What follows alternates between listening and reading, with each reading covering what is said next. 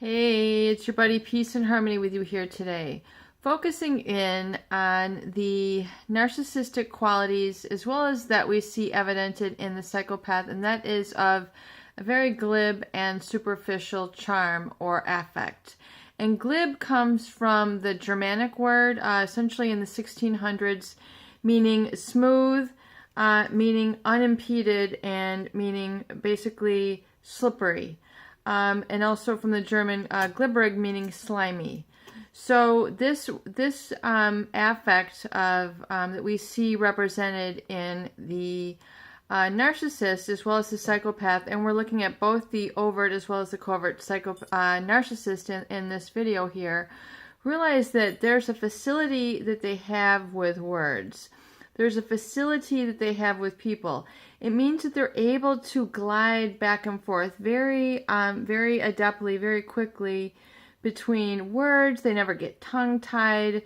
They're never really at a loss of emotion. They don't really get choked up, per se, choke on their words from emotion, which is a normal human reaction.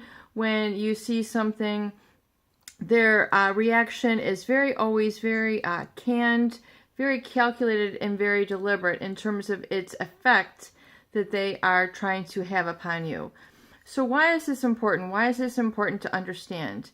Because I find one of the most really sort of difficult aspects of coming out of denial or really coming to see the narcissistic or psychopathic traits is realizing that the sweet nothings that they say, the covering up that they do for past hurts and invite you someplace, I don't want to say that they're going to beg you, but they might, if you try to come back with a response that you don't want to be treated that way, they'll begin the sweet nothings. They'll begin to charm you once again, saying, oh, well, you're, beloved in my sweetheart, or you're beloved in our family, or they'll give you some sort of sarcastic quip that is designed to make you kind of fall back in under their spell. And again, it's really, they kind of become blindsided because really people don't really realize, they don't remember the atrocities when they want to believe in the positive. So they tend to forgive and forget. But what ends up happening is the wounds end up getting hammered in even more in depth. The insults drive even harder.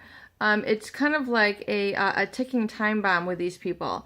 In other words, you might have some degree of experiences with them where they don't sort of, where they don't backlash, where they don't, lash out at you. They don't have that sort of hostility edge about them, rough around their edges.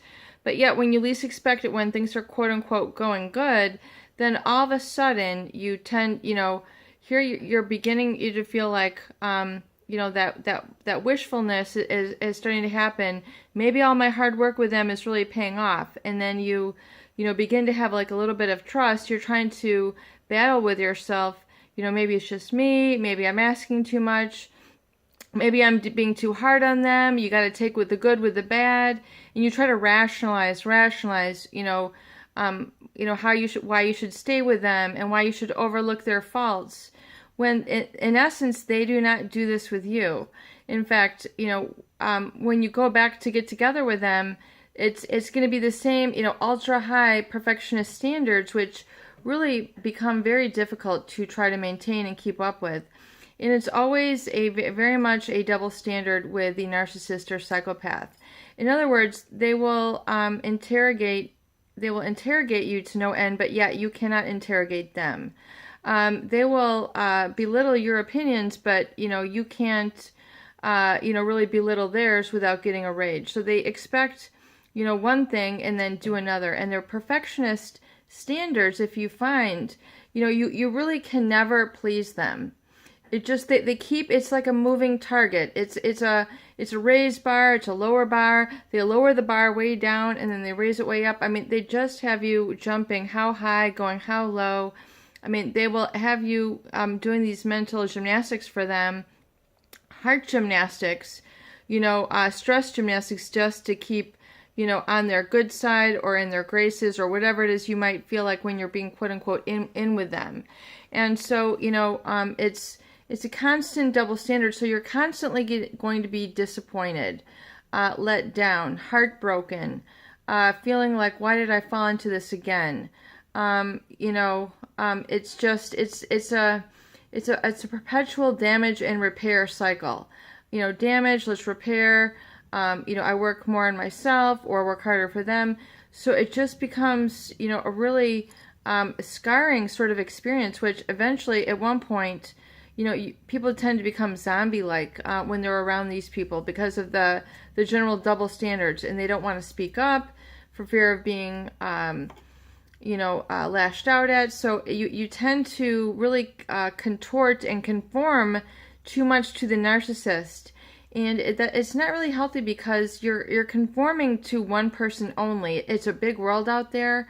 And I find that, people try to meld and mold into this narcissist, figuring out what their needs are, their desires are, from day to day, then month to month, and then year to year.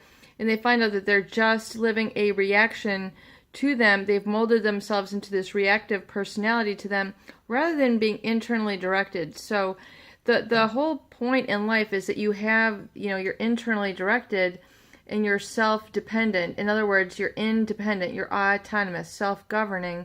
So you're able to, regulate your own emotions and things of this nature, and not fall prey to, these superficial sort of comments that are meant to be slimy, slippery. It's a slippery slope with them. And so, people tend to fall for those quick little, accolades that, just seem to soothe them like a balm, like a Vaseline on a wound. The little quips, the sweet nothings, to be in their good graces, to be back in their quote-unquote in-group that they have created, which the in-group can go to the out-group. I mean, it's just, you never quite know where you stand with them. And again, it's this consistent state of uncertainty and consistent state of ambiguity and not really knowing that creates that stress, that toxicity, and the negativity. And it is that experience actually that people get addicted to. So be very, very careful when you're quote unquote falling for their comments, their invites, their forgiveness notes. I mean, they are just literally trying to wash you with these sort of statements to get you to fall back and just, usually it's to be, again, a source of supply for them. So again, the rule of thumb is, are my needs really getting met? Am I really being respected? Am I really being acknowledged? Am I truly being listened to? Am I truly being mirrored back the true person that I am in my entirety? Ask yourself these questions. Use this as a good rule of thumb. Do they know who I am and what I really stand for, and do they respect and embrace that?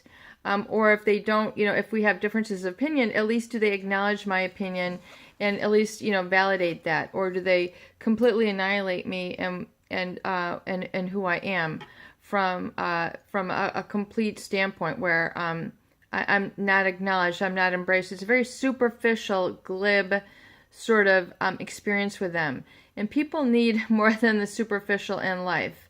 You can only run on vapid energy for so long. You can only run on the superficial for so long, when eventually something genuine and authentic is going to be what you're craving. And, you're trying to seek this from this person, this narcissist, this psychopath, and it's not going to be provided. It is not there. It is like trying to get Dom Perignon from a Coke bottle. It's just not going to come out of there. It's just not going to be there with them. It's, you're going to the wrong place for the wrong item. It's, like going to the meat counter for your vegetables. They're not going to be able to be there. It's not going to be what you're asking for. You're not going to be able to get it with them. So I really need you and want you to see that these, and not to fall for these sort of very smooth, very quick-spoken sort of people. I mean, you hear about the fast, the you know, I don't know, you call it the fast talkers. And these people aren't always the fast talkers, but they can be very smooth and just have a great facility with words. And then also they have a great facility with being able to move between people and within relationships. So they don't have any sort of emotional groundedness or, you know, emotional authentic roots. It's very superficial and glib. So if you feel like you're, you know, starved emotionally with them, that is because they don't exist, they don't live, they don't process, they don't really emanate from that sort of deeper, genuine truth. It's always that superficial, glib sort of comment and existence. So that might have been originally attracted to you, you know, and so that's part of the issue also, is that maybe they were, you know, they told you a lot of things that you wanted to hear. And, you know, sometimes we need to actually hear what we need to hear, not just what we want to hear. You know, because the psychopath, they can, hey honey, you know, they can call you these sweet names. Hey honey, how you doing, honey? And then they're looking down at their phone, and meanwhile they're texting some other person who is their alternate supply. And they're just, hey honey, how you doing? Good to see you.